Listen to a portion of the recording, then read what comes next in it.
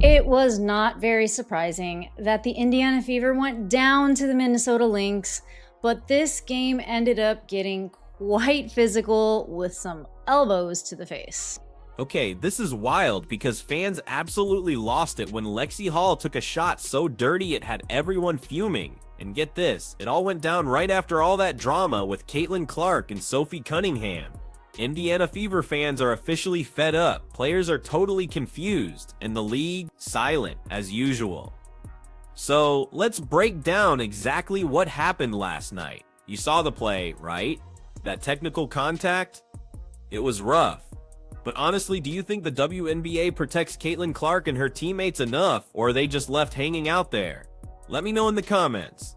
Now let's set the stage, because this wasn't just another tough game. This was Minnesota versus Indiana, and it felt more like a street fight. Fans were already on edge, with the Fever's season barely hanging on, Caitlin Clark banged up, and the team struggling to find any rhythm. Throw in Sophie Cunningham's reputation for stirring the pot, and you just knew something crazy was about to happen.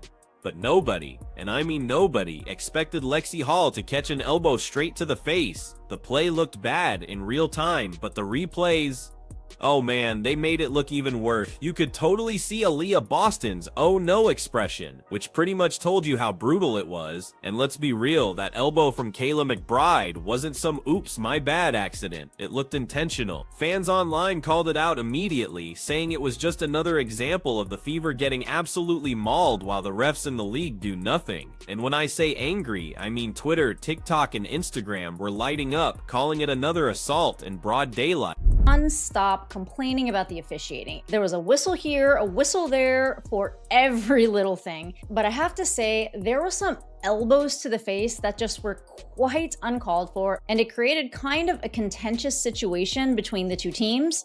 First, it was Napheesa Collier who elbowed Natasha Howard in the face, who fell flat on the floor. You could tell she was very upset, walked up to the referee, arguing with him, Napheesa Collier that is. And just a few minutes later, at an attempt to grab a rebound, Lexie Hall went up, Kayla McBride went up, and Kayla McBride, I don't know if she was just frustrated or something, but she ended up throwing an elbow. So right here you see Lexie going for the ball. She does kind of reach in right there.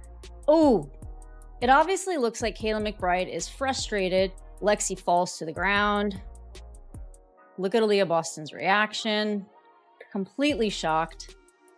Now, before anyone tries to jump in and defend the league or claim this is just physical basketball, let's all remember something super important. This isn't the first time Indiana players have been targeted this season.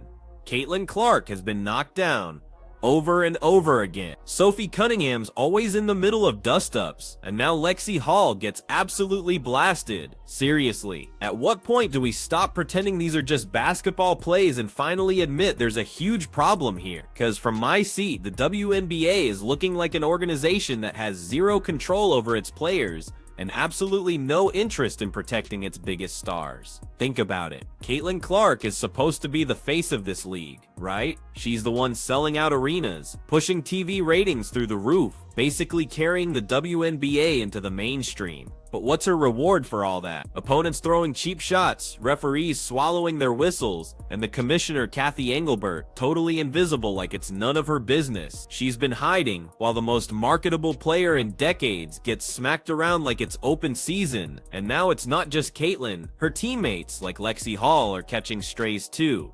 Let's quickly rewind to how the game itself played out. Minnesota came out swinging, both literally and figuratively. Napheesa Collier dropped over 30 points, looking completely unstoppable. Kelsey Mitchell tried her best to keep Indiana in it with 26 of her own. But honestly, when you're missing Caitlin Clark and your point guard situation is a revolving door, you're not winning much. The Fever looked totally outmatched, out-hustled. And by the time that elbow hit Lexie Hall, it felt like the breaking point. And here's where the sarcasm really kicks in, because apparently Indiana players have mastered one skill, standing around looking totally shocked. Lexie gets elbowed, she's down, and her teammates just staring like someone just spoiled their dinner plan. So they go, and now it's McBride getting pulled. And that one makes... Seriously though, where's the fight? Where's the pushback? Where's one teammate stepping up and saying, not today? Instead, you get total silence, maybe a few hands on hips, and that's it. It's almost like they've been trained to never react, which honestly makes sense, because every single time someone does react, think Sophie Cunningham trying to get physical, they immediately get painted as the villain. Meanwhile, the aggressors just walk away like absolutely nothing happened.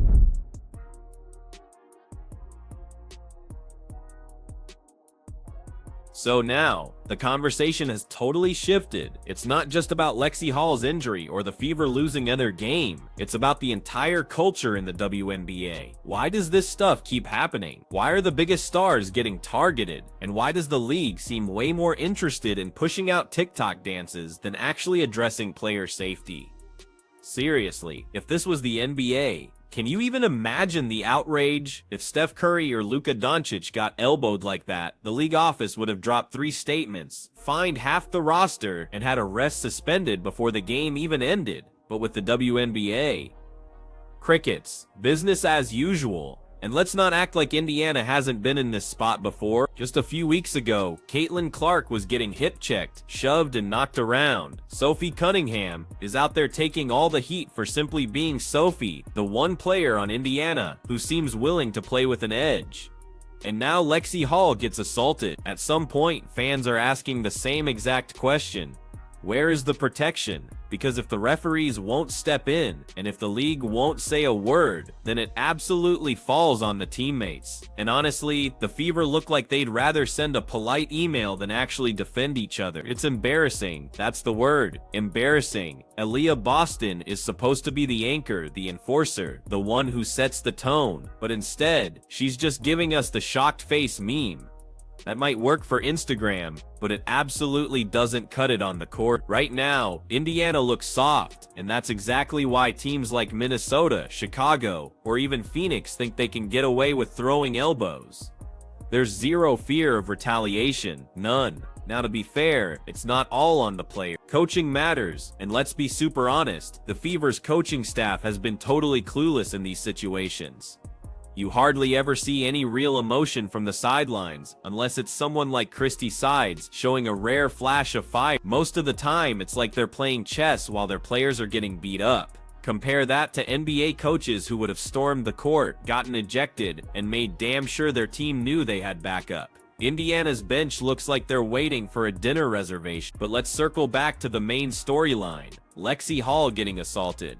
This was more than just one dirty play. It was a symbol of how far Indiana has fallen. They're sitting in 8th place, clinging to playoff hopes, and now they're losing players left and right. Even if Caitlin Clark comes back, is it even worth it?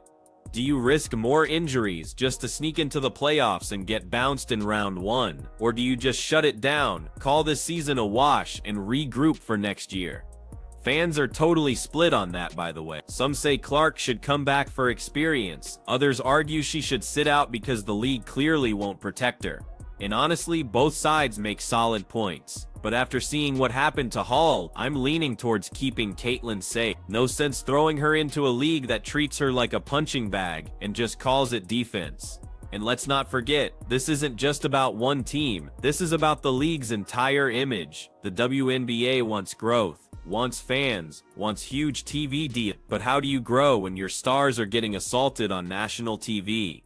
Who wants to tune in and watch Caitlin Clark, Lexie Hall, or Sophie Cunningham end up on the floor every single game? That's not basketball. That's a circus. And casual fans don't stick around for a circus unless the clowns are funny. And the WNBA isn't funny right now. It's pathetic. Now let's talk about Kayla McBride herself, because she's not some random bench warmer. She's a veteran.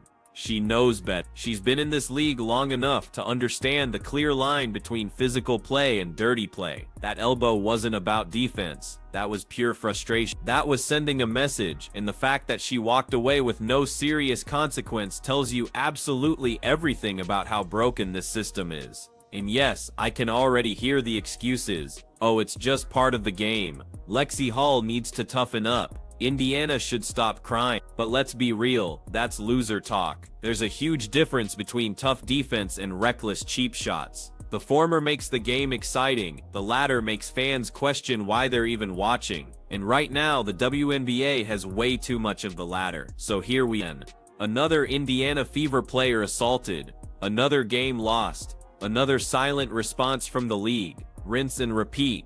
Fans are tired of it, and honestly, I don't blame them.